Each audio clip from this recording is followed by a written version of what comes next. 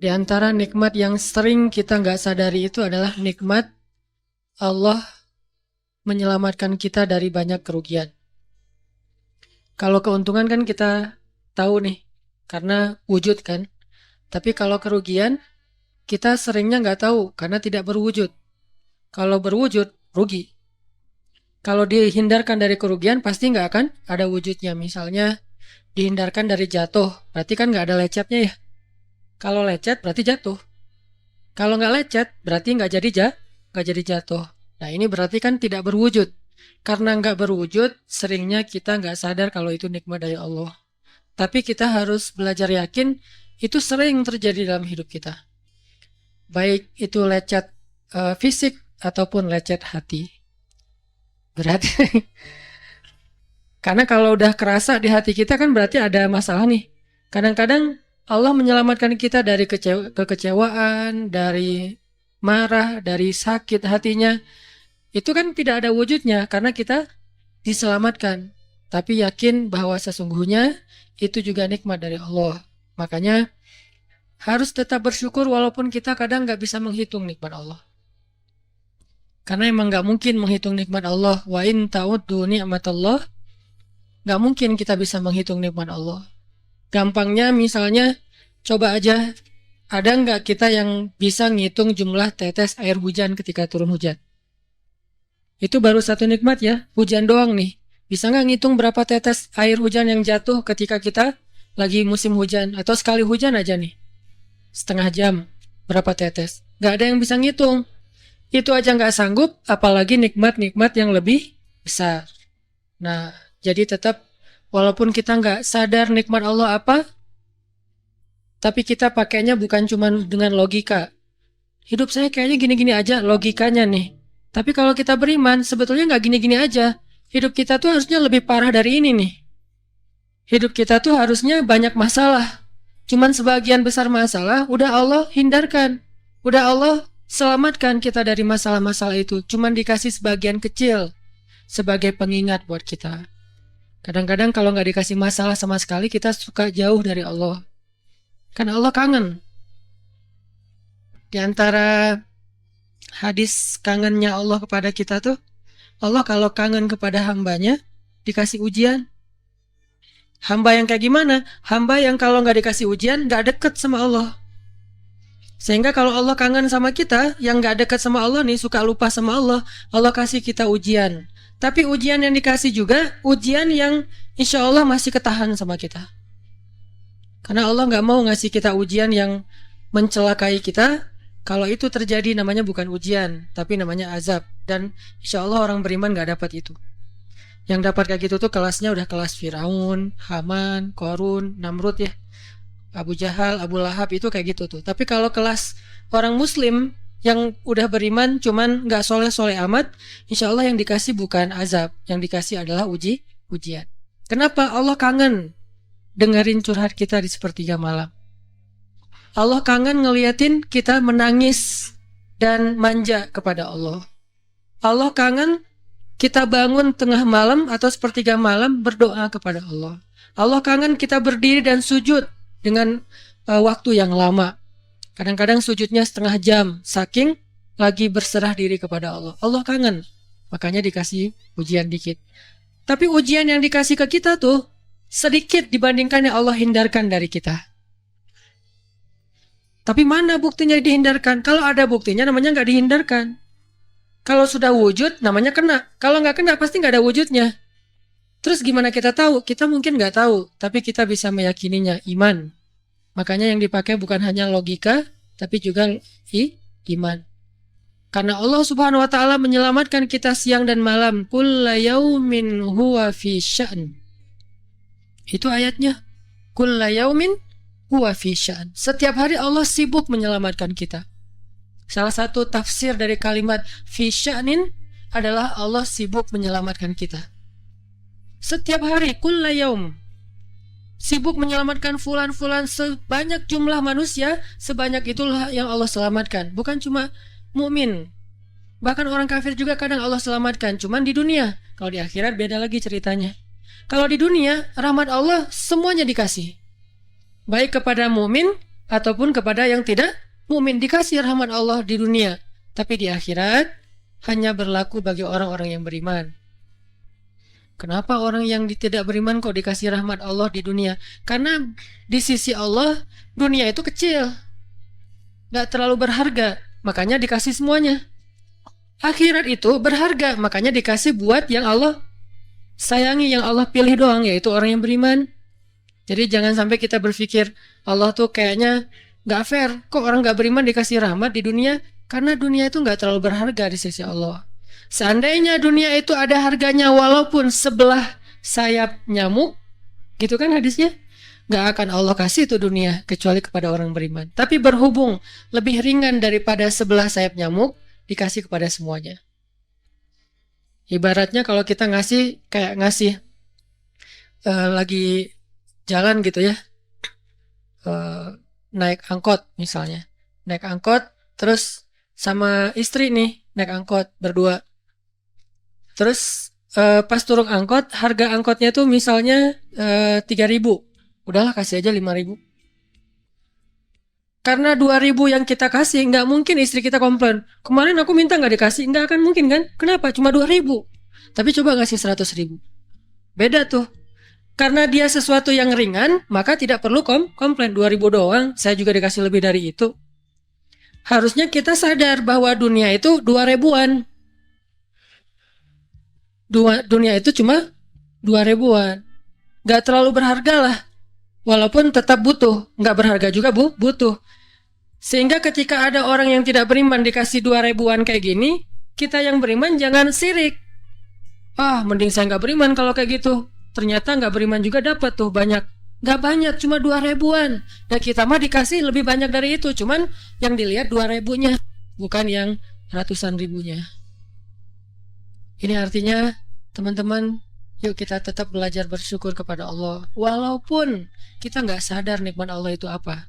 Kita nggak bisa ngitung dengan logika kita. La tuhsuha, nggak mungkin bisa dihitung dengan logika. Tapi kita masih punya logika iman. Yang kita yakin, kulla yaumin huwa fi sya'n. Setiap hari itu Allah ngasih nikmat buat kita. Setiap hari itu Allah menyelamatkan kita dari banyak masalah. Setiap hari. Bukan pernah tuh dulu gua nyelamatin lo. Enggak. Setiap hari diselamatin. Kita ada orang yang kadang-kadang nyelamatin kita dari satu musibah. Itu kan berjasa dan kita kayak ngingat seumur hidup kan ya.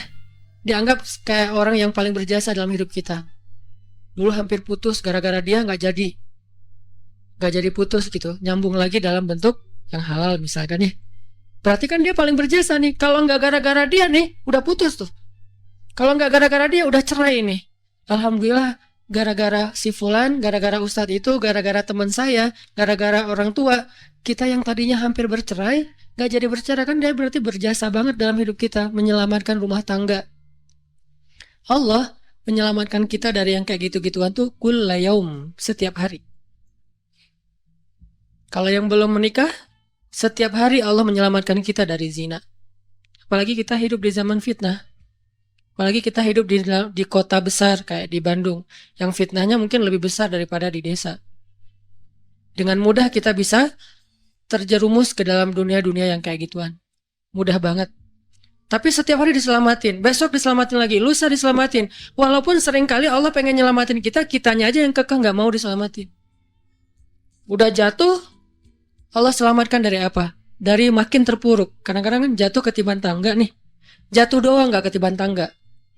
Allah selamatkan. Kalau nggak diselamatkan 100%, minimal diselamatkan sebagiannya. Supaya kita nggak benar-benar hancur. Itu sering.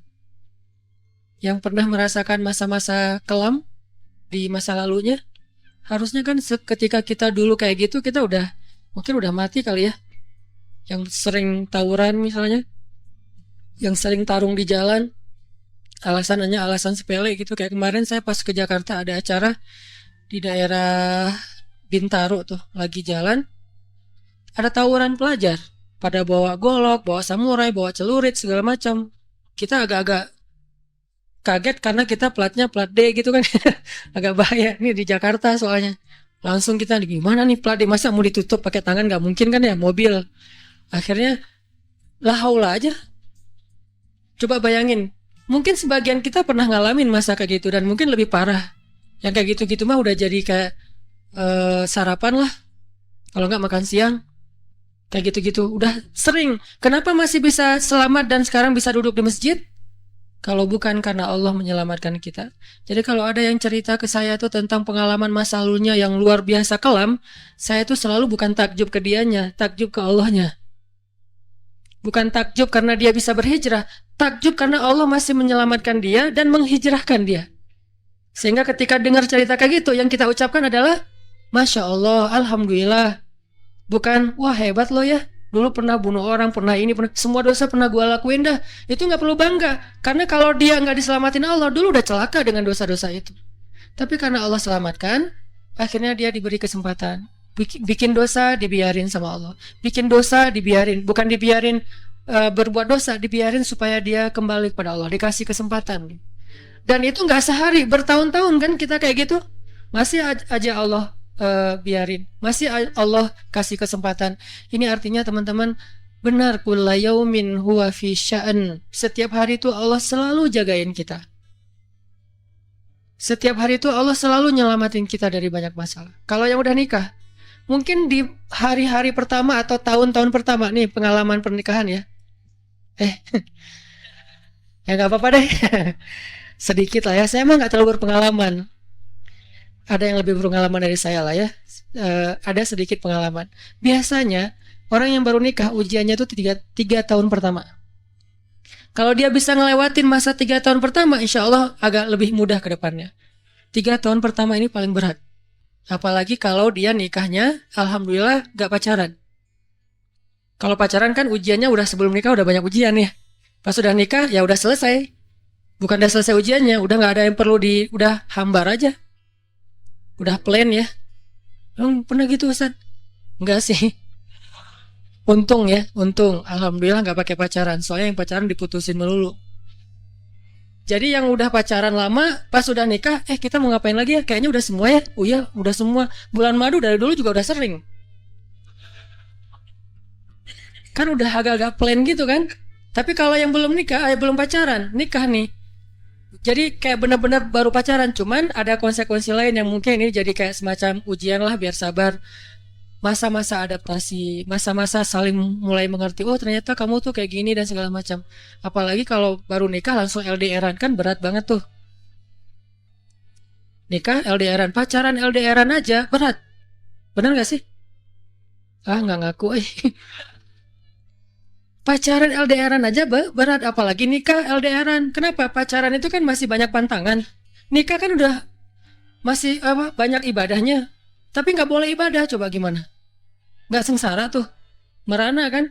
Harusnya boleh, tapi nggak boleh. Yang tadinya nggak boleh aja sengsara, apalagi udah boleh. Nah ini artinya setiap hari dalam tahun-tahun pertama pernikahan kita bisa aja mengatakan, udah deh, saya talak kamu. Apalagi laki-laki. Kalau nggak sabar dikit keluar kata-kata talak. Kalau udah keluar nggak bisa ditarik lagi tuh. Karena kalimat itu walaupun guyon tetap kena kan. Guyon aja kena, apalagi serius. Nggak usah, saya waktu itu lagi dikuasai amarah. Emang ada yang cerai dalam keadaan nyaman? Kita talak yuk gitu. Nggak ada kan. Yang namanya cerai pasti marah tuh. Jadi nggak ada istilah gara-gara marah terus talaknya nggak berlaku. Nggak, maksud marah yang nggak berlaku talak itu kalau sampai hilang akal. Tapi rata-rata kita masih berakal sih walaupun marah juga. Karena ada orang yang marah tuh kemudian dia jadi kayak orang yang gila gitu gara-gara marahnya, itu hilang akal. Tapi kalau masih berakal, masih mukallaf, masih bisa berpikir, ya namanya cerai nggak ada yang nggak marah. Yang namanya cerai pasti marah. Apa? Aku talak kamu. Nggak ada. Udah talak manggilnya say. Udah gitu pakai emoticon yang love gitu. Tapi talak kan agak-agak klise ya. Nggak ada. Pasti emoticonnya tuh berderai-derai atau hatinya terbelah kan gitu kan ya. Lagi rame soalnya tuh yang kayak gitu-gitu. Cie. Ini artinya bahwa yang namanya talak nggak ada nyamannya. Pasti lagi marah. Dan tetap berlaku teman-teman. Kalau nggak Allah membimbing lisan kita, mungkin hari kedua udah talak tuh. Kalau Allah nggak membimbing hati kita, mungkin bulan pertama udah talak. Berarti kulla yaumin huwa fi sya'an. Sebetulnya kalau dengan logika iman, harusnya kita yakin Setiap hari itu Allah pasti nyelamatin kita setiap hari. Cuman karena udah diselamatin jadi nggak ketahuan. Kalau nggak diselamatin ketahuan. Mau jatuh di jalan nih, naik motor nih, mau keserempet harusnya jatuh, tapi nggak jadi keserempet, atau keserempet dikit nggak jatuh. Kan kita suka lupa kalau kayak gitu kan ya. Kalau udah jatuh baru ingat, kan saya tadi udah baca Bismillah, kenapa masih jatuh, gitu kan? Tapi kalau nggak jatuh, kita lupa bahwa ternyata perjalanan kita tuh dilindungi oleh Allah, sehingga kalau udah sampai bilang Alhamdulillah. Jadi banyak yang kita nggak bisa ngitung karena memang tidak terjadi. Kenapa nggak terjadi? Allah yang menyelamatkan kita. Kulla yaumin huwa fi sya'an. Sehingga tetap walaupun mungkin kita nggak ngerasain, bilang aja Alhamdulillah, Alhamdulillah setiap hari aja gitu. Karena nggak ada ruginya juga kita ngomongin Alhamdulillah. Satu-satunya kata atau nama yang nggak rugi disebut cuma nama Allah. Dan satu-satunya nama yang rugi kalau disebut nama mantan. Itu nggak enak banget nyebutnya. Kadang-kadang lagi ngobrol sama temen atau lagi kenalan di dalam kampus nih ya, atau kelas anak baru ceritanya. Kan kenalan nih, dipanggil nama sama guru satu-satu. Pas ada satu nama misalnya namanya siapa gitu kan ya. Kita sendiri yang pas nama itu disebut langsung meriang. Lah kamu kenapa? Itu nama mantan saya, Bu. Kan suka gitu ya. Sampai ada nama jalan bisa buat dia kegeeran sendiri. Saya pernah di Masjidil Haram ada salah satu nama gate, nama gate tuh bukan gate Masjidil Haram ya. Kalau gate Masjidil Haram semuanya nama cowok kan, nggak mungkin saya punya mantan cowok kan. Salah satu gate di hotel lah itu namanya tuh nama, pokoknya nggak usah disebut, ketahuan ntar di stalking lagi ya. Ada salah satu gate di hotel besar kayak Zamzam Tower gitu, gate-nya tuh namanya nama seseorang. Pas ngeliat tuh gitu doang. Coba bayangin, nama aja bisa bikin kita calangap. Nama, coba.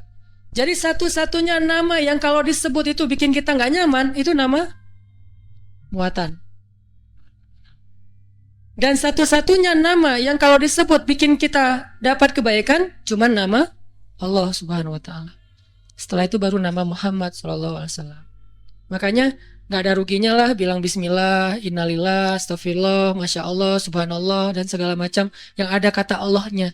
Sehingga Nabi bilang, segala sesuatu yang di dalamnya ada nama Allah, maka diberkahi. Dan segala sesuatu yang di dalamnya tidak ada nama Allah, maka tercabutlah kebaikannya. Jadi nggak ada rugi. Sehingga sampai nama orang aja yang paling baik itu adalah Abdullah sama Abdurrahman. Walaupun manggilnya Dul, El, tapi tetap namanya bagus nih, Abdullah, Abdurrahman. Kepanjangan prolognya. Tapi ada hubungannya. Allah itu kalau kangen sama kita, Allah kasih kita ujian. Makanya jangan bikin Allah ngasih kita ujian kalau kangen, tapi ngasih kita nikmat. Kenapa Allah kasih kita nikmat? Soalnya kita udah biasa, nggak perlu diuji juga, udah tetap setiap malam tuh curhat sama Allah. Bukan pas lagi banyak masalah doang baru curhat. Kalau pas banyak masalah doang baru curhat, berarti pas kita lagi normal, kita lama tuh nggak ketemu Allah, nggak pernah miss call Allah, nggak pernah japri Allah, nggak pernah curhat ke Allah, nggak pernah DM. Kan Allah kangen nih. Kemana ya dia? Kok nggak pernah DM saya? Kok nggak pernah miss call saya? Kok nggak pernah japri ke saya? Padahal online-nya sering loh. Tapi kok nggak pernah ke saya, nih online-nya masih apa nih? Kan Allah suka gitu sama hambanya. Walaupun dengan analogi sosmed ya. Tapi Allah tuh perhatian banget sama kita. Allah nungguin kita datang. Setelah sekian lama kita cuek sama Allah, tiba-tiba kita baru niat mau datang. Duh, udah lama juga ya saya belum japri ke Allah. Baru gitu doang, belum diketik nih, belum typing. Baru niat doang nih. Allah udah bahagia coba. Allah kok baik banget nih sama kita ya. Seolah-olah Allah butuh kita, padahal nggak sama sekali loh. Ghaniyun anil alamin. Allah tuh nggak butuh kepada siapapun di antara hambanya, nggak butuh sama sekali. Tapi kayak seolah-olah Allah tuh yang butuh banget sama kita. Saking baiknya Allah. Allah itu Raufun, Rahimun, Karimun, Jawadun, apalagi Latifun. Nah, Latifun Allah tuh sangat pengen dekat sama hambanya. Itu Allah. Udah lama pergi nih.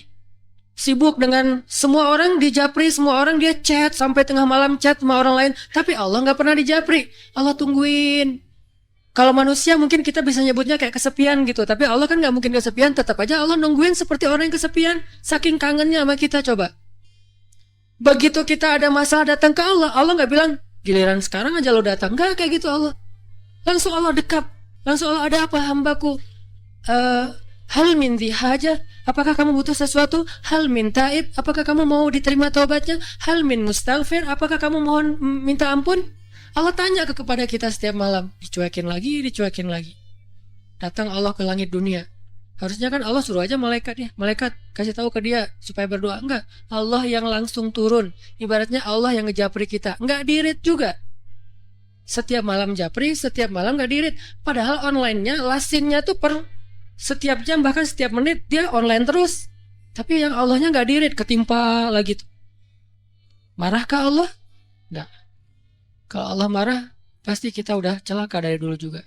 Karena kalau Allah udah marah, maka perhatikanlah kaum-kaum sebelum kalian, kata Allah. Perhatikanlah kaum-kaum sebelum kalian, Ad, Samud, atau tokoh-tokoh sebelum kalian, Firaun, Haman, Namrud, dan seterusnya. Perhatikan kalau Allah udah marah nih. Berarti Allah belum marah sama kita. Tapi jangan sampai batasan waktu yang Allah buat itu kita lewatin, itu bahaya. Karena kalau Allah sudah menentukan waktunya, gak bisa ditolak lagi sama kita. Bismillahirrahmanirrahim. Assalamualaikum warahmatullahi wabarakatuh. Alhamdulillah wassalatu wassalamu ala rasulillah wa ala alihi wa sahbihi wa mawalah. Teman-teman sekalian, ahlan wa sahlan bikum. Selamat datang teman-teman di dalam program saya Ramadan kali ini dengan tema Beningkan dari Hati. Nah, Beningkan dari Hati ini adalah sebuah tema dari program Ramadan Series yang saya udah share di dalam akun IG saya setiap hari.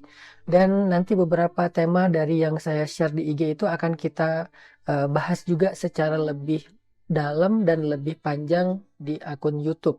Nah, hari ini untuk tema pertama dari 8 tema yang akan saya share di YouTube dalam kajian Beningkan dari Hati, saya akan bahas tentang sholat. Karena Ramadan itu salah satu di antara ibadah yang dilatih itu adalah sholat.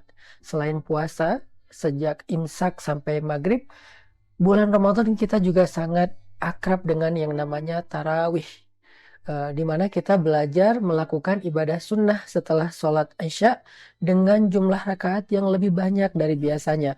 Biasanya kita ba'diyah Isya itu hanya 2 rakaat saja. Sekarang selain ba'diyah Isya 2 rakaat ditambah lagi dengan tarawih, ada yang melakukannya total dengan witir 11 rakaat, ada yang melakukannya sampai 23 rakaat. Intinya lebih banyak daripada malam-malam biasanya. Sehingga kita perlu membahas hikmah di balik sholat ini dan apa hubungannya antara sholat dengan tazkiyatun nafs, membersihkan jiwa dan membeningkan hati kita. Teman-teman yang dirahmati Allah Subhanahu wa Ta'ala, suatu ketika saat Nabi sedang lelah, sedang capek, sedang banyak kerjaan, sedang sibuk, Nabi Shallallahu Alaihi Wasallam memanggil Bilal bin Rabah, muazzinnya Rasulullah Shallallahu Alaihi Wasallam. Nabi berkata kepada Bilal, "Ya Bilal, arihna bis sholah." Wahai Bilal, istirahatkan kami dengan sholat. Kalimat ini singkat tetapi dalam banget maksudnya. Nabi bisa aja bilang ke Bilal, "Wahai Bilal, kumandangkan azan. Wahai Bilal, panggillah orang untuk sholat." Atau dengan bahasa-bahasa yang lain yang juga jelas bahwa Nabi menyuruh Bilal untuk mengumandangkan azan. Kenapa Nabi memakai bahasa arihna, istirahatkan kami dengan sholat? Ternyata buat seorang Rasulullah SAW dan para sahabat, sholat itu bukan beban. Sholat itu bukan sebuah pekerjaan. Sholat itu bukan sekedar gerakan. Tetapi sholat itu adalah rohah, rehat, istirahat. Nah, pertanyaannya, kita bisa nggak kayak gitu? Kita bisa nggak sholat itu berasa lagi break? Sholat itu berasa lagi santai? Sholat itu rasanya senyaman nongkrong, senyaman main game, senyaman nonton TV, senyaman nge-HP gitu. Bisa nggak sholat menjadi rehat bagi kita? Itulah kenapa di dalam bulan Ramadan kita disyariatkan untuk melakukan satu jenis ibadah sholat yang disebut dengan sholat istirahat, yaitu sholat tarawih. Sehingga dalam bahasa Indonesia, tarawih itu artinya istirahat. Di bulan Ramadan kita sedang dilatih gimana menjadikan sholat sebagai istirahat seperti yang Nabi lakukan bersama dengan para sahabat. Arihna bis sholah wahai Bilal. Wahai Bilal, istirahatkan kami dengan sholat. Karena banyak dari kita pulang tarawih itu istirahat. Padahal tarawih itu sendiri adalah sebuah istirahat. Berarti kalau kita pulang tarawih masih butuh waktu istirahat, itu artinya sholat kita nggak istirahat, bukan tarawih. Apalagi yang pulang tarawih itu berkeringat sampai basah bajunya, berarti dia bukan lagi sholat istirahat, bukan lagi sholat taraweh, tetapi dia lagi treadmill mungkin, atau lagi olahraga mungkin, atau lagi sempatkan berkeringat mungkin, bukan lagi tarawih. Nah sekarang kita pengen belajar gimana caranya sholatuna hiya rohah, sholat kita menjadi istirahat bagi kita, seperti Nabi dan para sahabat. Apa rahasianya? Biar sholat kita bisa menjadi rohatun nafs, rehat bagi jiwa. Pernah nggak jiwa kita ngerasa lelah, maka istirahatnya dengan sholat? Pernah nggak perasaan kita merasa capek, merasakan sedih, capek karena kecewa, capek karena baper, capek karena bete, capek karena bosan? Butuh istirahat kan jiwa kita atau perasaan kita? Harusnya istirahat jiwa itu adalah sholat. Karena ketika Nabi dalam keadaan capek, dihina, dimusuhi, ditentang, diperangi oleh orang-orang kafir Quraisy, Nabi pulang ke rumah pengen tidur karena Nabi pikir tidur itu bisa jadi healing, makanya Nabi tidur di rumahnya. Ketika Nabi sedang tidur, Allah bangunin. Ya ayyuhal muzammil, wahai orang yang sedang berselimut, yang lagi tidur, bangunlah. Illa qalila, qumil laila illa qalila. Bangunlah di malam hari walaupun sebentar. Kenapa? Karena ternyata tidur itu nggak jadi rehat jiwa, dia hanyalah rehat fisik. Jiwa kita tidak akan rehat kecuali dengan ibadah, terutama sholat kepada Allah Subhanahu wa Ta'ala. Jadi buat teman-teman yang pernah ngerasain atau bahkan mungkin sering, saya juga ngerasain ya, capek perasaannya, capek hatinya, capek pikirannya, sampai nggak bisa tidur, insomnia, overthinking, segala macam. Ternyata rehat bagi pikiran kita, rehat bagi jiwa, hati, dan perasaan kita itu adalah sholat. Dan menjadikan sholat sebagai rehat jiwa itu dilatih dengan sholatut tarawih sepanjang bulan Ramadan. Sekarang kita pengen tahu apa rahasia agar sholat kita menjadi rehat. Nanti kita latih di bulan Ramadan. Apa rahasianya? Kata para ulama, rahasia dari rehatnya jiwa dan hati saat sholat itu adalah al-khusyu', memiliki kekhusyuan. Nabi SAW bersabda, awwalu ilmin yurfa'u minal ardi al-khusyu'. Ilmu pertama yang diangkat oleh Allah dari muka bumi adalah ilmu khusyuk. Artinya Islam itu punya banyak sekali cabang-cabang ilmu dalam ibadah, dalam muamalah, dalam syariah, dalam banyak hal. Nah, dari sekian banyak syariat dan ilmu-ilmu penting dalam Islam itu, yang pertama kali diangkat dari bumi, dari manusia adalah ilmu tentang khusyuk, kata Nabi. Hadis riwayat Tabrani dengan derajat hasan. Ini artinya bahwa khusyuk adalah menjadi hal yang sangat langka. Udah jarang banget orang yang sholatnya khusyuk. Sehingga karena jarang orang yang sholatnya khusyuk, banyaklah orang yang hatinya gampang baperan, fragile. Akhirnya muncul masalah mental, mental illness, skizo, bipolar, dan gangguan-gangguan jiwa lainnya. Itu gara-gara memang banyak dari kita yang udah nggak bisa lagi ngerasain yang namanya khusyuk di dalam sholat. Soalnya khusyuk ini menjadi sesuatu yang langka. Diangkat dari muka bumi artinya bukan Allah haramkan bagi kita, bukan. Maksudnya banyak orang yang sudah tidak lagi menggunakan ilmu khusyuk dalam ibadah sholatnya. Sehingga Nabi mengatakan, awwalu ilmin yurfa'u minal ardi al-khusyuk. Ilmu pertama yang diangkat dari bumi artinya yang hilang dari kehidupan kita adalah ilmu tentang khusyuk. Dan kita pengen belajar nih, apa itu khusyuk, terus apa aja keistimewaan dari khusyuk itu, dan bagaimana cara meraih khusyuk di dalam sholat, sehingga kita jadi bisa ngerasain yang namanya sholat itu sebagai istirahatnya hati dan jiwa, istirahatnya pikiran dan perasaan kita. Tadi saya menyampaikan bahwa kata Nabi, khusyuk adalah ilmu pertama yang diangkat dari bumi. Artinya hal pertama yang langka di antara manusia, itu khusyuk. Orang yang sholat di masjid itu bisa aja ramai, sholat Jumat terutama. Tetapi yang khusyuk dari mereka itu bisa dihitung dengan jari, sedikit sekali dan langka sekali. Di antara mereka yang khusyuk itu pun, yang bisa khusyuk selama dia sholat dari mulai takbir sampai salam lebih langka lagi. Karena banyak dari kita mungkin khusyuknya hanya ketika sujud atau khusyuknya hanya ketika awal berdiri. Bahkan banyak yang khusyuknya pas mau salam baru dia sadar, oh saya lagi sholat ya, kok tiba-tiba udah selesai. Nah ini artinya khusyuk itu sesuatu yang langka, teman-teman. Padahal kata para ulama, khusyuk itu kunci segala kebaikan. Jadi kalau kita pengen jiwa kita tenang, rahasianya khusyuk. Kalau kita pengen Allah menolong kita dalam segala urusan, rahasianya khusyuk. Kalau kita pengen dapat jalan keluar dari banyak masalah, rahasianya adalah khusyuk. Khusyuk itu adalah kunci dari semua kebaikan, kesuksesan, dan keberuntungan kita di dalam kehidupan kita. Makanya Allah Subhanahu wa Ta'ala berfirman, A'udzu billahi minasy syaithanir rajim. Bismillahirrahmanirrahim. Qad aflahal mu'minun. قد أفلح المؤمنون الذين هم في صلاتهم خاشعون. Sungguh beruntung orang yang beriman. Sungguh sukses dan bahagia orang yang beriman apabila mereka di dalam sholatnya khusyuk. Karena Allah Subhanahu wa Ta'ala menjadikan sholat sebagai jalan datangnya pertolongan dari Allah, menjadi jalan datangnya kasih sayang dari Allah. Maka kalau sholatnya rusak, maka pertolongan gak akan sampai kepada kehidupan kita. Allah berfirman, Bismillahirrahmanirrahim. Ya ayyuhalladzina amanu ista'inu bis-sabri was-salah. Wahai orang yang beriman, mintalah pertolongan Allah dengan sabar dan sholat. Ini artinya, sholat itu cara kita mengundang pertolongan Allah ketika kita punya masalah. Dan pertolongan Allah itu bukan hanya terhadap masalah-masalah kecil. Kita bisa banget mengundang pertolongan Allah terhadap masalah yang paling besar dalam kehidupan kita. Pernikahan diambang perceraian, anak sakit keras, kita hampir dipecat dari pekerjaan, bisnis kita ditipu orang, banyak masalah besar yang kita alami, kita undang pertolongan Allah dengan sholat.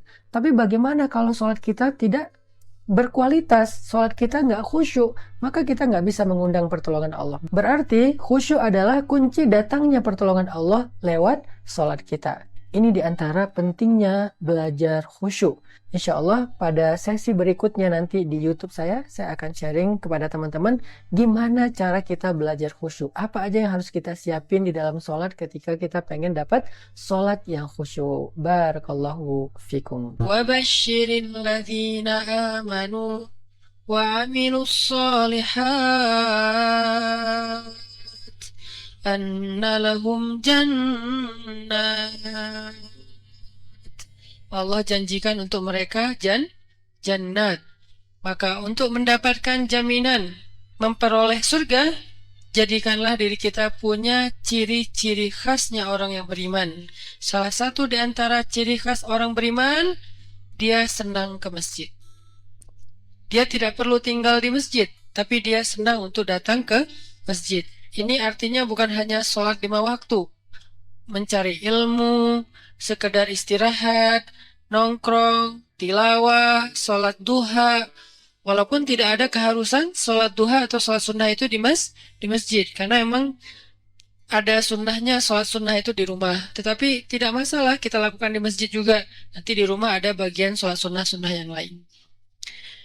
Nah, berkaitan dengan judul kita mager pada malam ini, saya pengen ngangkat hadis tentang 7 golongan yang mendapatkan naungan Allah di padang mahsyar. Hari ketika nggak ada lagi naungan, arti nggak ada naungan, kita nggak akan nemu pohon di sana. Karena dalam konteks literasi Islam, yang disebut dengan naungan itu nomor 1 tuh pohon. Kita nggak akan nemu pohon di padang mahsyar. Karena semua areanya satu bumi yang ukurannya 1000 kali lebih besar daripada bumi tempat kita tinggal sekarang, dan namanya tetap bumi mahsyar namanya. Kalau di akhir surat Ibrahim, Allah nyebutnya yauma tubaddalul ardu ghairal ardi was samawat.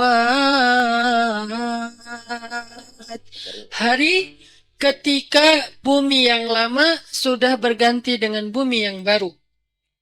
Earth yang lama berganti dengan Earth yang baru. Earth yang baru itu disebut dengan Ardul Mahsyar. Kita nyebutnya padang mahsyar. Dalam teks Arab disebutnya Ardul Mahsyar. Terjemahan yang lebih tepatnya bumi mahsyar, planet mahsyar. Ukurannya 1000 kali lebih daripada ukuran bumi yang sekarang. Mataharinya juga berkali-kali ribu lipat lebih besar daripada matahari yang sekarang. Kebayang gak tuh panasnya kayak gimana? Dan pada masa itu, yauma la zilla illa zilluh. Gak ada tempat bernaung, berteduh sama sekali. Kita gak akan nemuin pohon sama sekali. Tidak ada kendaraan yang kita bisa berlindung dari cahaya matahari seperti mobil kita. Kalau orang Arab kendaraannya onta, terus di atas onta itu ditaruh semacam tenda gitu kan ya, itu udah nggak ada. Kalau dalam konteks modern, mobil. Nggak ada rumah tempat kita berteduh dengan ruang ber-AC, sama sekali nggak ada. Semua tempat itu panas. Kalau di bumi sepanas apapun kita masih bisa nyari minimarket ya buat ngadem. Kita bisa nyari pohon, kita bisa mencari payung, kita bisa pakai topi, kita bisa dipayungin sama dia. Masih banyak cara gitu untuk berteduh dari matahari. Pertama mataharinya nggak panas-panas amat, keduanya banyak tempat berteduh. Nggak kebayang di padang mahsyar, matahari entah berapa kali lebih panas daripada sekarang, dan kemudian buminya juga tidak ada sama sekali kehidupan, tandus, setandus-tandusnya. Itu hari yang paling luar biasa, melelahkan. Coba teman-teman renungkan, ingat-ingat ya, dalam hidup kita pernah nggak ngejalanin satu hari yang capek banget di luar rumah? Capek banget di luar rumah. Kalau buat saya pengalaman kayak gitu tuh terjadi pas lagi haji, hari Jumat, haji besar. Saya jalan malam nih, begitu matahari terbenam, jalan dari Arafah ke Muzdalifah. Jalan ke Muzdalifah, sampai di Muzdalifah itu jalan padahal cepat sebetulnya, dekat, tapi karena crowded banget, akhirnya macetnya bukan oleh kendaraan, macet oleh manusia. Kalau di Indonesia, Bandung, Jakarta kita sering macet kendaraan, ini macetnya tuh manusia. Sampai berhenti, tapi manusia. Coba, kalau berhenti kendaraan masih mending, bisa pakai motor, bisa jalan kaki lebih cepat naik mobil daripada naik mobil. Ini orang, tapi macet, berhenti. Sampai di Muzdalifah itu udah tengah malam. Padahal kalau normalnya paling juga sejam. Sampai Muzdalifah tengah malam. Muzdalifah langsung tepar di atas tanah, istirahat sebentar, karena emang ada sunnahnya bermalam di Muzdalifah, tapi kita nggak mungkin bermalam penuh karena ngejar, karena macet, jadi kita kondisional. Istirahat sejam 2 jam di atas tanah, tidur, bangun tidur, milihin kerikil untuk lontar jamarat, jalan lagi ke Mina. Sampai di Mina udah subuh. Subuh lontar jamarat. Lontar jamarat, beres lontar jamarat langsung pulang ke Mekah. Dan itu semua jalan kaki. Pulang ke Mekah buat tawaf ifadah. Nah itu sampai di Mekah itu udah menjelang zuhur. Tawaf nggak usah jalan, berhenti aja, berdiri aja gitu. Itu kita tawaf sendiri, dibawa oleh arus. Jadi tawafnya gini, 7 putaran, gitu aja, muter. Karena ke bawah arus, saking padatnya manusia.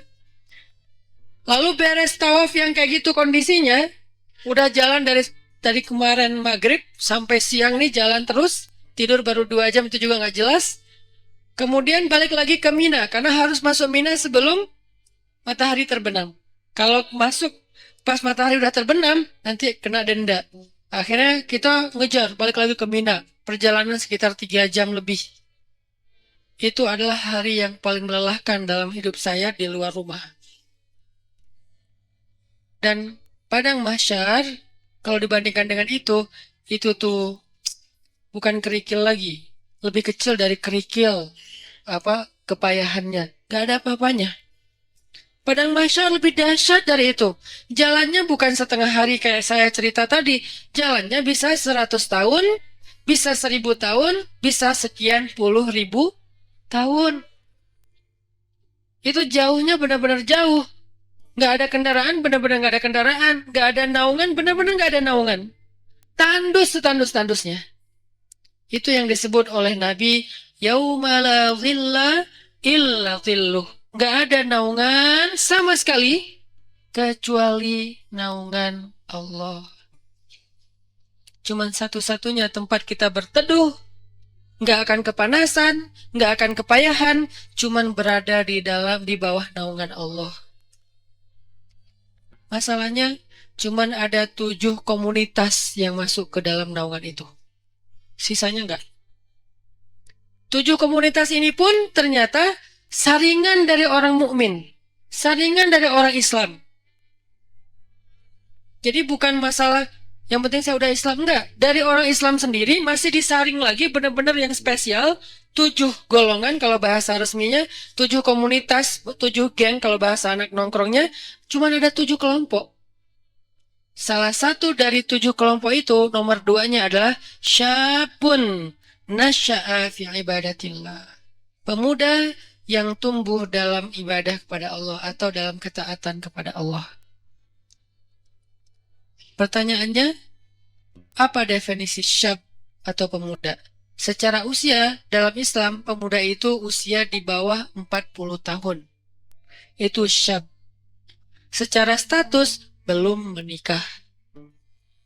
Kalau udah menikah, Ustadz, udah bukan syab. Karena ujiannya nggak seperti yang belum menikah. Beda, saya pernah ngerasain. Berat. Apalagi ada satu teman saya, kemarin baru ditinggalin mantan. Mantannya nikah. Ngirim pula hasil video-video sama fotonya ke dia. Langsung, udah nggak terkontrol. Langsung kita pegang rame-rame. Jangan sampai dia nyari tower. Ternyari-nyari tower, ngapain lo? Mau benerin Ustadz ada yang rusak? Pura-pura ternyata mau loncat. Nah ini nih, namanya ujian. Ujian ketika kita belum menikah, ujian di usia muda, di bawah 40 tahun. Kalau belum menikah tapi udah di atas 40 tahun, beda lagi. Usianya di bawah 40 tahun, secara status belum menikah. Karena kalau udah menikah, dia udah ngerasain ketenangan, sakinah. Litas kuno ilaiha. Supaya kalian cowok-cowok merasa tenang kepada perempuan. Udah tenang. Tapi kalau sebelum menikah, itu zulzilu. Zulzilu itu kalau dalam bahasa kita tuh gempa dengan skala 9,8 skala Richter. Itu zulzilu tuh. Sampai ada ayat zulzilu iza zulzilatil ardu. Dan yang tahu banget ayat itulah jomblo. Zilzal, kehidupannya itu terguncang luar biasa. Ngelihat orang semuanya kayak dia paling sengsara di muka bumi. Ngelihat setiap orang tuh deg-degan. Ngelihat cewek deg-degan. Dan apalagi ngelihat ceweknya crowd kayak gini gitu ya. Baru masuk di depan mall, aduh saya kok deg-degan ya. Zulzilu, guncangannya tuh luar biasa. Kalau yang udah sakinah, santai. Karena di sebelahnya ada istri. Kalau nggak ada istri, deg-degan juga. Intinya mah, beda ujiannya. Karena beda ujiannya, maka beda pula rewardnya. Al-jaza ala qadril masyaqqah. Balasan Allah itu tergantung beratnya beramal. Buat yang masih sendiri, beramal itu lebih berat. Kenapa? Karena zilzal dalam di batinnya itu kenceng. Godaannya tuh banyak. Mikirin itu nggak jelas apa yang dipikirin. Karena ya gitu, kondisinya tuh antara kayak nggak ada kejelasan status. Apalagi dia udah sendiri digantung. Kan lebih nggak jelas lagi ya. Saya gimana? Berat statusnya. Nah ini nih ngeri banget ujiannya. Kalau dia nggak pegang Allah, dosanya itu bisa udah satu, dua, tiga, dosa-dosa besar itu beruntun bisa dia lakuin.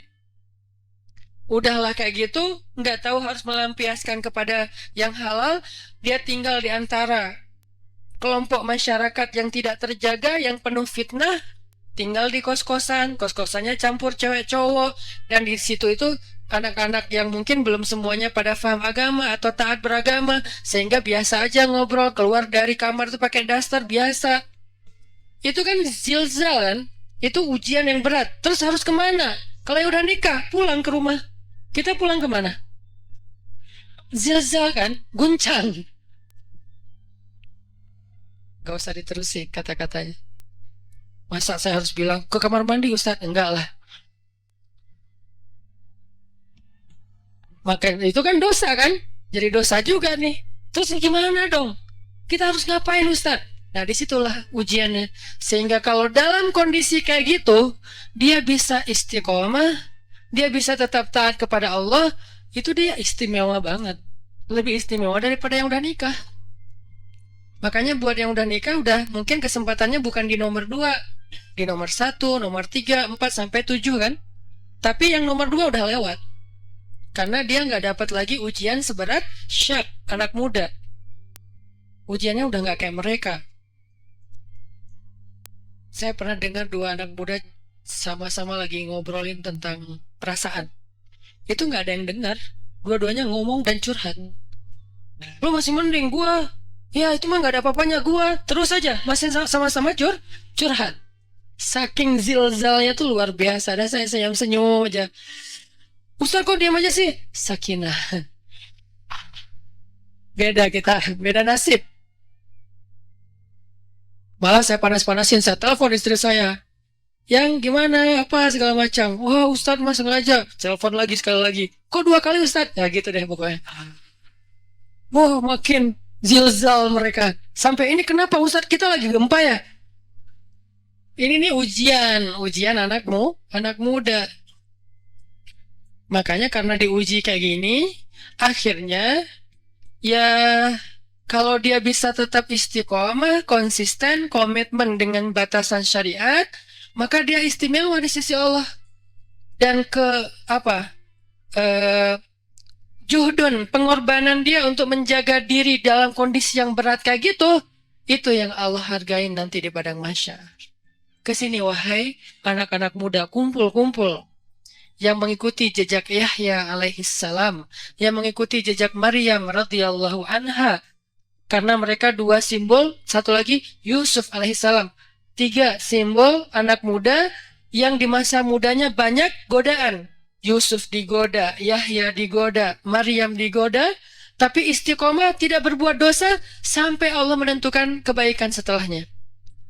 Kebaikan Yusuf akhirnya menikah juga. Kebaikan Yahya akhirnya syahid. Kebaikan Maryam akhirnya diberikan anak tanpa punya suami. Allah menentukan nasib yang berbeda-beda. Tapi semasa mereka diuji, 3-tiganya itu simbol dari istiqomah. Benar-benar istiqomah. Keren banget tuh 3-tiganya. Maryam saking istiqomah, hampir gak kenal cowok dalam hidupnya. Hampir gak kenal cowok dalam hidupnya. Yusuf saking istiqomah, itu digoda sama cewek di dalam ruangan. Dan ceweknya tuh bukan cewek biasa. Bukan hasil editan pas ketemu kok beda. Enggak. Ini cewek benar-benar cantik. Enggak diedit. Emang benar-benar cantik. Dan insya Allah semua ada di sini. Daripada mereka tiba-tiba pulang satu persatu ntar ya. Kok sepi di atas? Sebel sama Ustadz ya. Ini cewek benar-benar cantik. Cantiknya itu diakui. Jadi kayak Miss Mesir lah. Bertahun-tahun dia dapat piala Miss Universe, malah bukan Miss Mesir lagi. Itu cantiknya cantik beneran, sampai direkam kecantikannya di dalam banyak riwayat. Dan dia udah nutup pintu, manggil Yusuf ke kamar, beresin kamar kotor. Datang aja Yusuf dengan polosnya, bawa kemoceng, bersih-bersih. Pas udah masuk kamar, ditutup pintunya dari dalam, dikunci. Ceweknya datang ke Yusuf, itu cewek ditaksirin, dikecengin semua orang cowok-cowok yang ada di Mesir. Semua berandai-andai seandainya saya jadi suaminya, seandainya saya jadi suaminya. Yusuf sekarang ada di dalam kamar berdua sama cewek itu. Yusuf juga bukan cowok biasa. Semua cewek Mesir juga, seandainya saya istri Yusuf, seandainya saya. Jadi dua nih selebgram Mesir. Maksudnya semua orang tertarik kepada mereka, saking keren-keren lah. Cowoknya keren, ceweknya keren lah. Dua-duanya keren lah. Ini dua orang yang keren nih berkumpul di satu ruangan, dikunci, dan ceweknya tuh rawadathu. Rawadat itu ngegodain. Gimana Ustaz? Nggak usah diimajinasikan. Cukup kayak gitu aja pokoknya. Dipanggil mungkin, tapi nggak sampai berbuat dosa ya. Dipanggil atau ya kesini wahai Yusuf, aku mencintaimu, nggak ada siapa-siapa, kamu nggak usah khawatir, aku akan rahasiakan apa yang terjadi hari ini di sini dan segala macam. Wah itu udah luar biasa. Wahamad bihi, dia tuh bergairah kepada Yusuf, dan Yusuf normal. Kalau nggak normal nggak ada ujian. Maaf saya nggak tertarik sama cewek, ya nggak ada mas, nggak ada ujian. Jadi nggak perlu diteladanin kan, karena dia tidak wajar. Tapi Yusuf ini normal. Apa dalil bahwa Yusuf normal? Wahamma biha. Oke, kalau kita baca Quran tuh tafsirnya tuh yang detail, kata demi kata. Wahammat bihi, wahamma biha. Yang ceweknya bergairah kepada Yusuf, yang Yusuf juga bergairah kepada cewek tersebut. Sama-sama bergairah, sama-sama tertarik. Tiba-tiba Allah tunjukin burhan. Muncul wajah Yakub di depan Yusuf. Yakub dalam keadaan ekspresi sedih. Ini aja. Gitu ekspresi Yakub. Sedih banget Yusuf sampai kayak gini. Jangan sampai, ayah bakal kecewa banget kalau kamu sampai ngelakuin ini. Buat apa ilmu yang ayah ajarin selama ini? Buat apa pengorbanan ayah selama ini? Kamu lupa dengan semua nasihat ayah. Seolah-olah ya.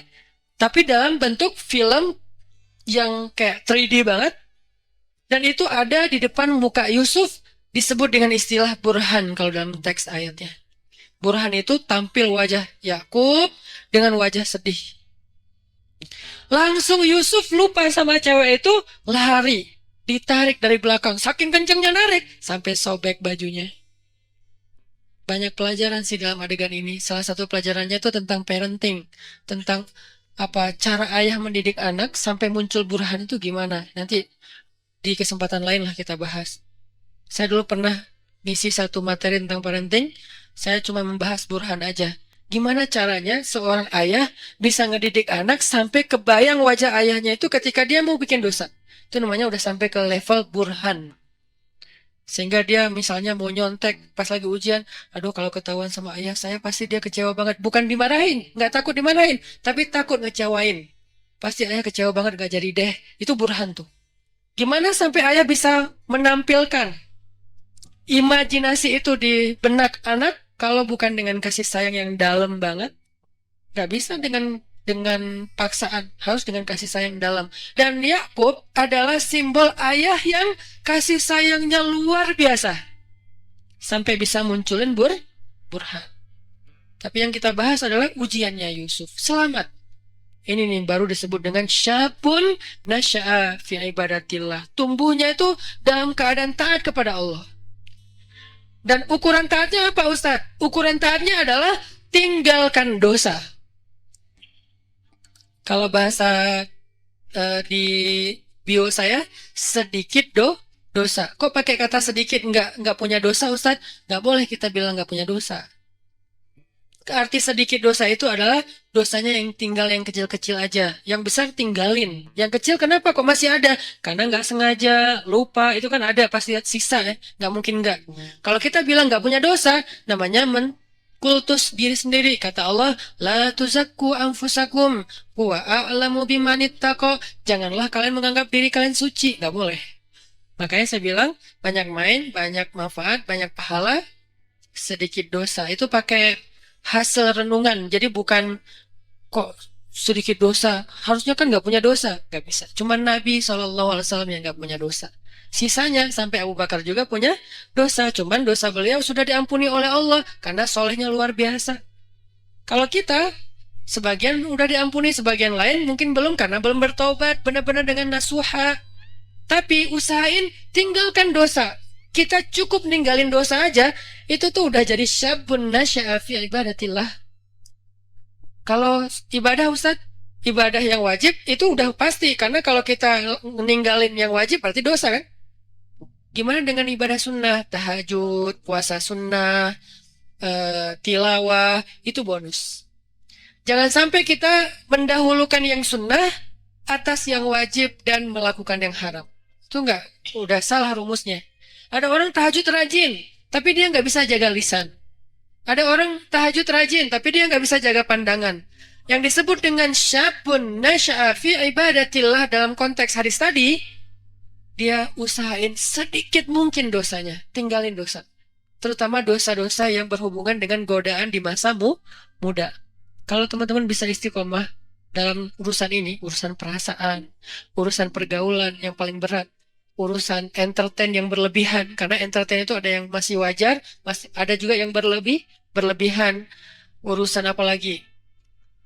Dosa-dosa maksiat seperti minum, kemudian pakai drugs dan seterusnya, atau mungkin the new drugs itu pornografi dan seterusnya. Ini bisa ditinggalkan. Udah sampai kapan Ustaz batasannya? Antara dua batasannya. Batasan status berarti menikah, batasan usia berarti 40 tahun. Kalau udah lewat 40 tahun, insya Allah ujiannya nggak seberat di bawah 40 tahun. Kalau kita bisa jaga diri di masa itu, pergaulan, perasaan gimana Ustaz? Jangan terlalu mudah jatuh hati kalau belum halal. Ustaz itu kan nggak disengaja, jangan diikutin. Kadang-kadang dia emang nggak disengaja, munculnya itu dari setan. Yuwaswisu fi sudurinas. Ih, cantik ya. Udah jangan diterusin, jangan dibahas. Begitu kita sekali klik, udah gitu dibahas, maka itu jadi sebuah episode. Jadi episode yang panjang dan endingnya air mata dan penyesalan. Biasanya. Jangan dibahas. Ustadz membahas, kan ini nasihat. Saya nggak lagi ngebahas bab-bab yang detail gitu. Karena saya ini ngomong based on pengalaman ya. Karena semua kita pernah merasakan masa-masa muda yang gejolak tadi, zilzalnya, guncangannya kenceng banget. Itu tuh kalau ada kayak gitu jangan diterusin. Jangan berpikir ada orang yang dia nggak punya pacar berarti dia nggak normal. Enggak, dia normal. Cuman dia nggak mau nerusin. Emang dia nggak pernah kepikiran kayak apa tertarik dengan seseorang? Tertarik kalau dia normal. Cuman nggak diterusin, nggak mau dibahas, nggak mau diingat-ingat. Caranya dia menyibukkan dirinya dengan hal-hal yang positif. Bisa proyek sosial, bisa juga spiritual. Proyek sosialnya bantu orang, bikin proyek-proyek yang sifatnya healthcare kayak atau kemanusiaan kayak atau apalah, atau proyek yang sifatnya spiritual ya kayak ke masjid, iktikaf, tilawah, mumpung masih muda ya udah gua ikut program hafal Quran. Itu menyibukkan diri biar gak sempat kepikiran yang kayak gitu-gitu. Kan kalau udah ngafal Quran habis semua tuh energi pikiran kita buat ngafalin Quran. Ya udah paksain aja diri kita datang ke sebuah lembaga penghafal Quran yang udah kayaknya mungkin paling nyaman, ada banyak. Mungkin kalau di Pemuda Hijrah ada teras tahfiz gitu ya. Datang, saya pengen daftar. Saya sungguh-sungguh pengen daftar. Udah bisa baca Quran belum? Ya udah mulai dari baca Quran dulu. Ya udah saya daftar tahsin, belajar tahsin. Sibukkan. Udah sibuk kayak gitu nggak sempat kepikiran lain. Kalau masih kepikiran berarti kurang sibuk. Kalau masih kepikiran berarti kurang sibuk. Cari lagi sampai sibuk. Sampai nggak sempat mikir. Itu baru namanya nasya'a, tumbuh. Jadi kalau kita bedah kata demi kata, syabun artinya tadi udah jelas pemuda. Sekarang nasya'a itu tumbuh. Artinya tumbuh itu menghabiskan waktu. Arti tumbuh menghabiskan waktu, menghabiskan usia, menghabiskan harinya. Berarti daily activity-nya apa? Daily life-nya itu apa? Kita sibukin daily life kita dengan semua yang membuat kita nggak sempat mikirin dosa. Gimana caranya? Pilih dari 3 kesibukan secara value-nya. 1, menyibukkan diri dengan yang wajib. Gimana menyibukkan diri dengan yang wajib, Ustadz? Sholat 5 waktu, biar sibuk ke masjid. Kalau nggak ke masjid kan nggak terlalu sibuk ya. Tinggal wudhu, sholat di tempat kita berada. Jadi kan nggak terlalu sibuk kan? Tapi kalau biar sibuk, takes time, dan lumayan effortnya lebih, wudhu ke masjid. Terus sampai di masjid, insya Allah auranya beda tuh. Ketimbang kita di tempat kita doang. Ini saya nggak ngomongin hukum, saya ngomongin motivasinya, fadlnya, keutamaannya. Apa? Ditasji kalau dalam bahasa Arabnya. Ditasji kepada kebaikan. Sibukkan. Nasya'a itu menyibukkan diri dengan sesuatu yang membuat pertumbuhannya itu semuanya, atau nggak semuanya pun, mayoritasnya positif. Daily life kita tuh mau diapain? Yang wajib, ibadah misalnya. Yang wajib, orang tua misalnya. Berbakti sama orang tua. Itu udah lumayan tuh ngambil waktu kita. Jadwalin.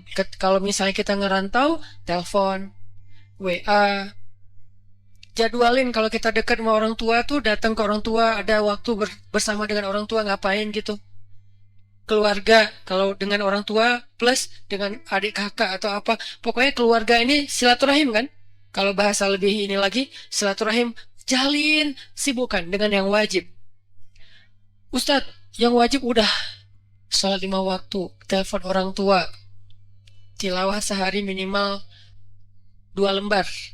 Minimal, itu wajib. Di atas itu sunnah. Sejuz, normalnya, idealnya sejuz. Minimal 2 lembar lah sehari. Udah Ustadz, masih banyak waktu kosong. Yang sunnah. Sibukkan dengan yang sunnah. Yang sunnah apa? Ya tadi, kalau ibadah yang sunnah, sifatnya sholat sunnah, puasa sunnah, tilawah tambahan dari target 2 lembar, apalagi zikir. Ustadz, nggak semua yang sunnah saya sanggup sekaligus. Karena kan kita nih bukan orang yang keren-keren amat ya Ustadz. Oke, nggak apa-apa. Nggak. Yang wajib 10%. Oke?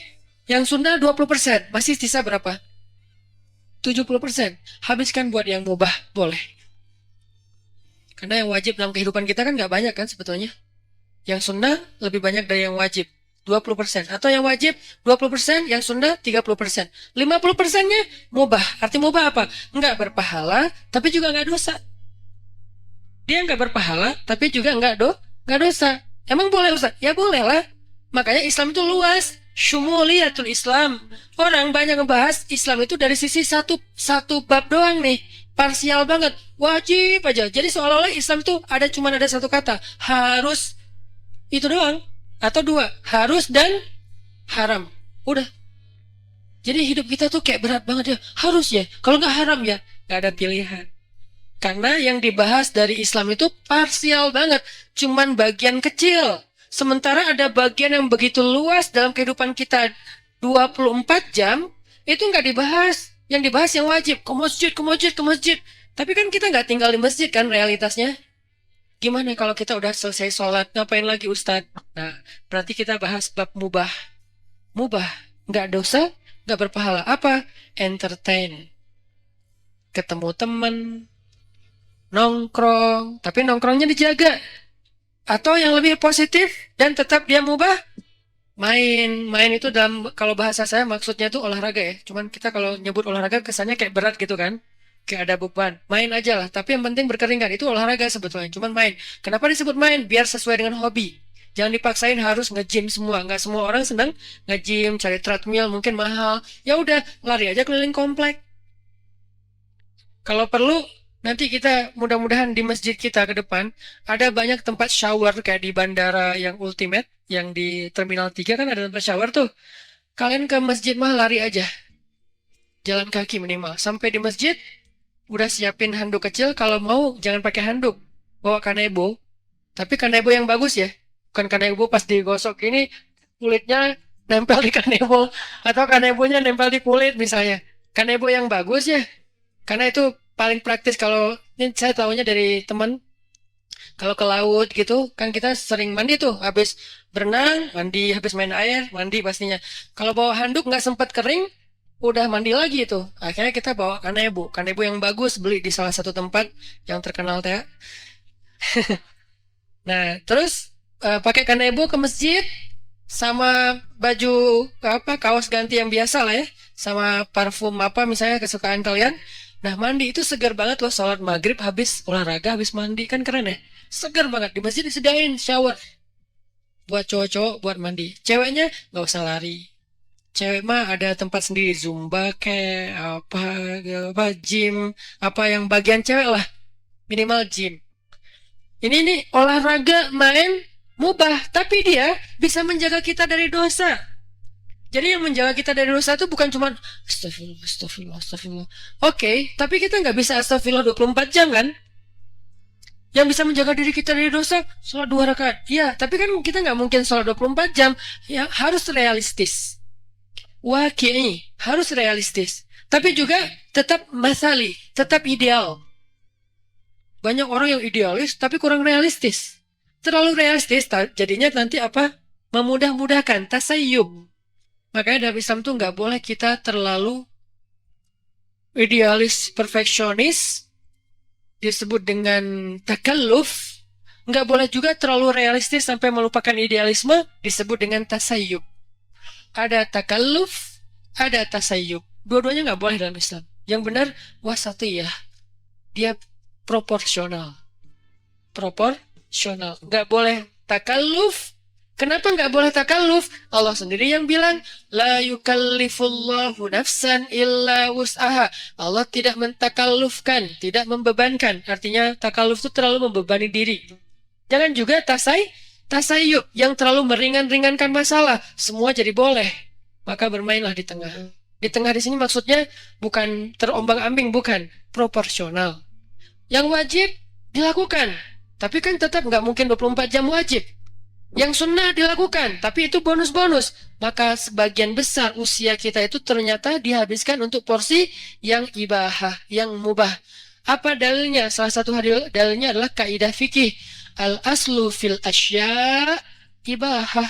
Dasarnya segala sesuatu adalah boleh. Dasarnya segala sesuatu adalah boleh. Berarti habiskan nasya'a, tumbuhnya itu dalam hal-hal yang dibolehkan Allah, tapi juga bukan berpahala dan juga tidak berdosa. Gak apa-apa.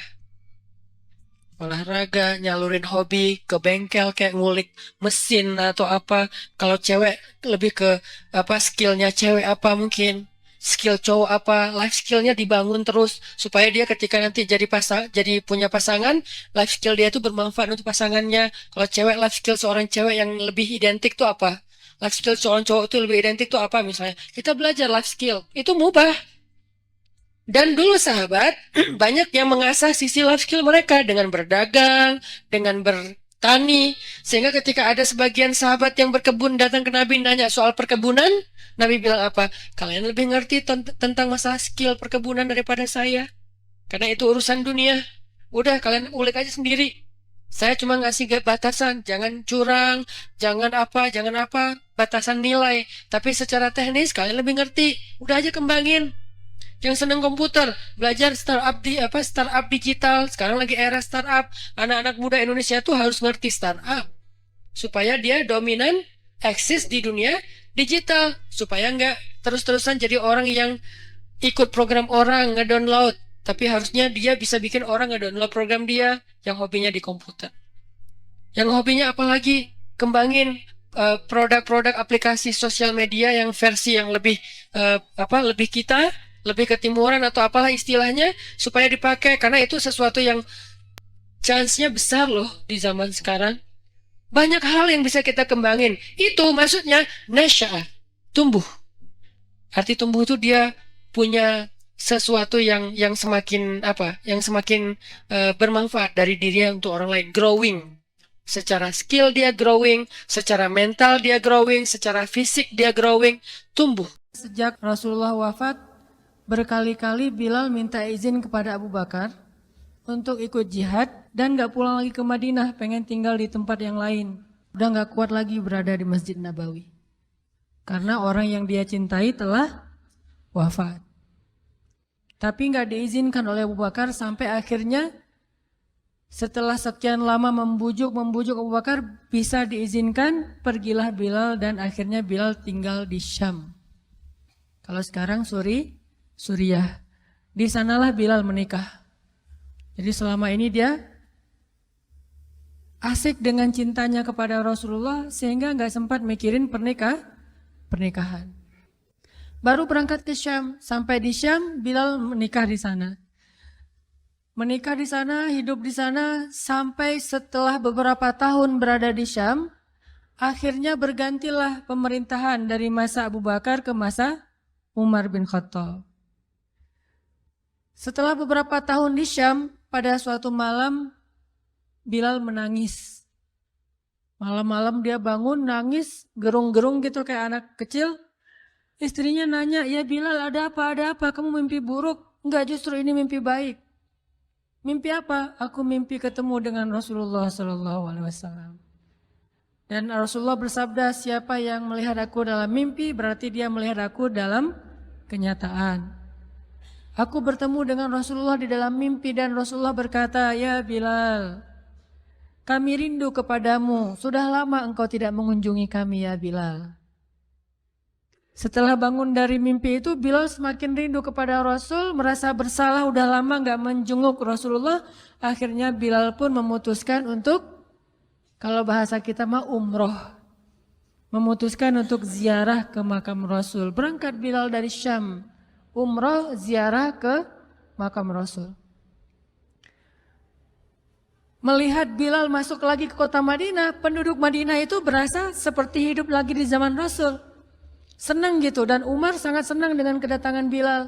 Sehingga selesai Bilal sholat, selesai Bilal ibadah-ibadah sunnahnya, termasuk menjenguk atau berziarah ke makam Rasul dan Abu Bakar. Kemudian Umar berkata kepada Bilal, "Ya Bilal, sudah lama kami tidak mendengar suara azan darimu. Tolong kumandangkan sekali lagi azan seperti engkau mengumandangkannya di masa Rasul. Kami rindu ingin merasakan suasana di zaman Rasul." Benar Bilal, kata para sahabat yang lain yang ada di situ. Umar, kemudian Abdurrahman, beberapa orang sahabat, "Ya Bilal, azan, kami ingin mendengar suaramu seperti dulu kami mendengarnya di masa Rasul."